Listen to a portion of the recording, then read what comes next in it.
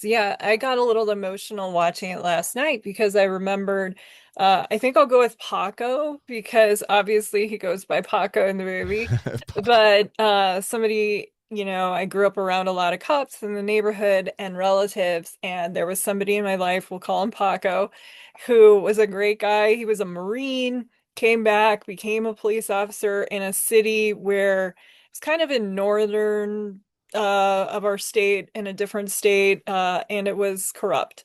And he didn't play the game. He was very ballsy and, his way or the highway. And he would give tickets to city officials if there was domestics or whatever. He didn't let anything fly. Like, he was getting in the way. Didn't let anything slide.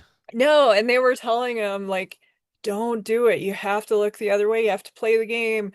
And he just refused and refused and pissed off the wrong people and was set up for a really bizarre crime. Like, it doesn't really make sense. They even like took pictures to prove no, it couldn't have actually happened. And they kind of gave him an option of like, well, you can leave quietly or you can fight it.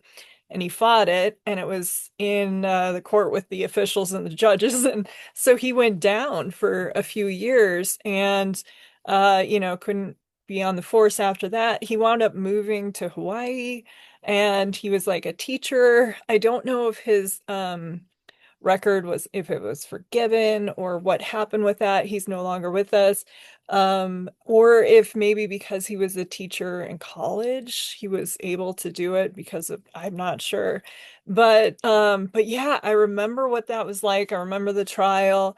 I remember his wife coming over like when I was just there and my mom to like give my mom weapons that he had in the house because it was a lot of stress, a lot of like despair, like, please hide these in your house. And so we did a Goodfellas thing. We hid his weapons for his safety.